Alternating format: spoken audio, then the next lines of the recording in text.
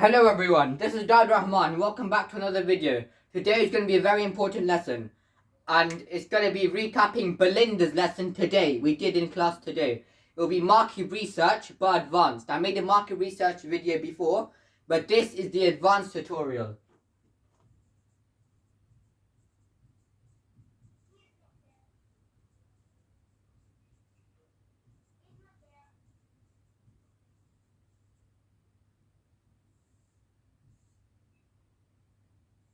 Market research advanced. So let's start off. If you guys forgotten, what is meant by the term market research? So market research is undertaken by a business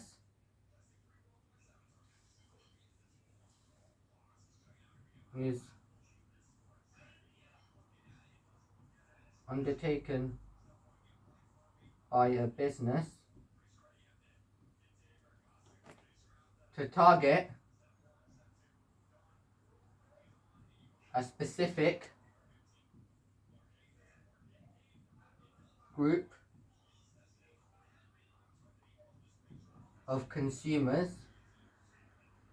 to be able to satisfy their needs and wants. Needs and wants. So market research is undertaken by business to target a specific group of consumers to be able to satisfy their needs and wants. So we can split market research into two categories. This is primary and secondary. Now, what is meant by primary and secondary research? So primary research is research you carry out yourself, and that includes questionnaires, surveys, focus groups, all those sorts of things.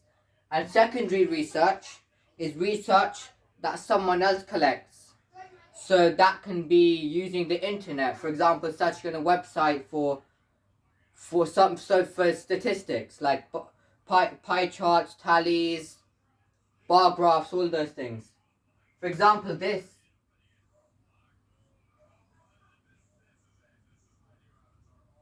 that is an example of secondary research. Secondary research. Or let's say we draw a pie chart. 50 degrees, 60 degrees, 100 degrees, 50 degrees. Wait. Let's draw a proper one. So 4 parts, the pie chart split in 100 degrees, 100 degrees, 90 degrees, and 70 degrees. 360 degrees in a pie chart. That's another example of secondary research. It could be about anything. The number of boys in a class, the number of girls in a class, it could be anything. 70 plus 90 is 160, plus 100, 260, plus another 100, 360. Those two, an example of what you could find on the internet if you find a bar chart or a pie chart. So that's what it will look like. That's all represented to you. So that's secondary research. And it also could be a tally. So a tally is shown like this.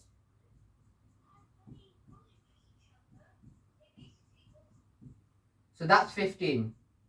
15 girls, let's say. 15 girls. 15 girls ate cookies for lunch. 15 girls ate cookies for lunch compared to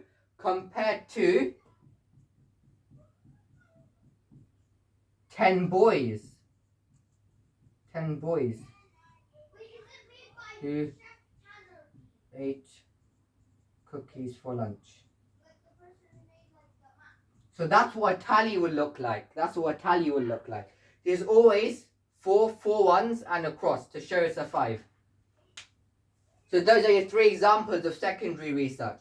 Primary research, questionnaires. For example, you could get a sheet like question What is your favorite product? What is your favorite product? And you could say ice cream. What is your favorite product? And you could say ice cream. That could be a questionnaire. Or you could say, what do you think of us? Think of us. What do you think of us? That's your answer. And your answer could be, I think of you as a business which will thrive. Which will thrive. I will think of you as a business which will thrive. Now what that means is the customer definitely views you positively, but at the same time he sees you as a developing business. Because he's tried your product already and he's already got a good taste of what your product is, you have the function of the product and everything, obviously he'll straight away give you an impression that your business in the future will thrive compared to other businesses in the market. So that's what a questionnaire could look like. 90% chance that this questionnaire could look like. And that could link that is a big link to primary research. All these three are secondary research types. Now, data someone else collects. Data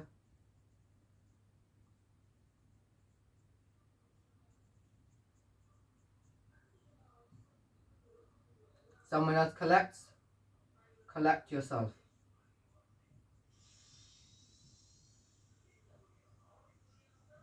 So it's data, primary data collect yourself, secondary someone else collects it. Now let's highlight the advantages and disadvantages of primary secondary research. We did this in Belinda's lesson today. So this is a big recap guys, a big recap.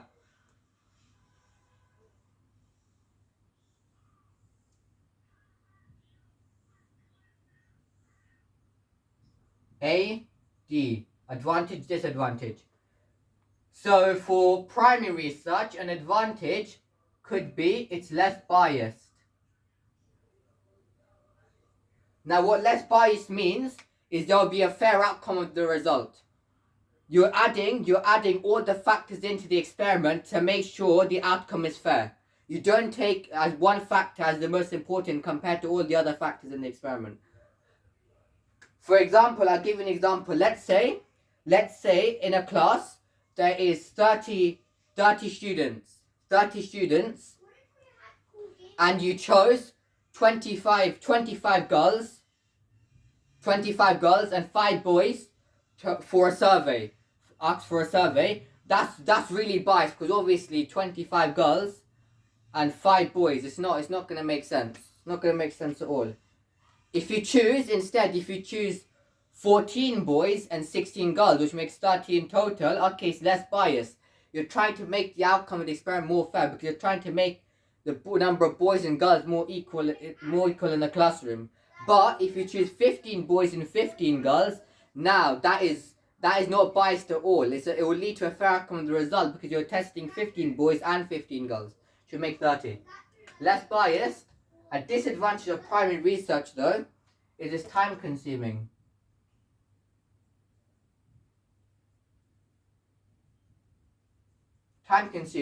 So it takes a long time. It takes a long time to gather all the research, all the data that you've collected. Another advantage of primary research. Another advantage of primary research is that it is cheap to run. Sorry, it's not cheap to run. Wait. What is it? It's more reliable. Because you're collecting the data yourself, you know exactly for sure that the data you're collecting is going to be trusted. You're going to trust the data more than if you tried secondary research and someone else collected data, then obviously you're not going to trust it. A disadvantage of primary research is that it's expensive to run. It's expensive to fund for and run. It's not cheap like secondary research where you can easily access the internet. No, it's not like that. It's expensive, takes a lot of time, it takes a lot of capital. Now, over here, let's do primary research. Oh wait, I have a pro in my game. Primary research. Now, secondary research, secondary research. Yeah. So an advantage of secondary research is it's cheap, meaning it's not hard to access the internet and look for all the national statistics and everything. It's not like that. A disadvantage of secondary research, we'll quickly run through this. A disadvantage of secondary research is it's not up to date. Not up to date. Not up to date data. For example, Tesco Extra sales revenue was last checked in April 2016, and now it's October 2020. And now what's Tesco achieved in the 4 years, we don't know. So that's the disadvantage, not up to date. Another advantage of secondary research is more specific info.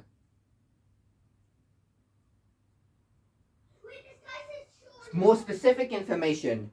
Secondary data, because you're using the internet, there'll be more specific on what type of product a business may market, or exactly what I'm trying to say. More specific compared to primary research. Your customer may just give you simple information. That's it. It's not very specific. It's not related to the business at hand.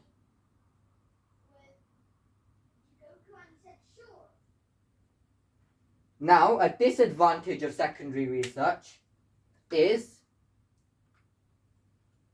it's more biased. More biased. Meaning, there could be an unfair result or unfair outcome of a particular experiment that a business runs. For example, maybe let's say checking out something online. There's an experiment online, is a really unfair outcome. It's really like you don't really trust it. And yeah, so that's what I've got to say for today, guys. If you enjoyed my video, please like, comment, thumbs up, share with your families, and please hit that subscribe button. Make sure you hit that subscribe button. And that's all I've got to say for today. Belinda, I hope you're watching this video. This is a recap of last lesson on Monday, room 410. Unit 2, developing a marketing campaign. This is very important for your students. Everyone in the class. Everyone. Belinda, please take note of this video. Share it with the business department as well. And yes, yeah. And subscribe, Belinda, subscribe. Thank you. Thank you for watching, and peace out.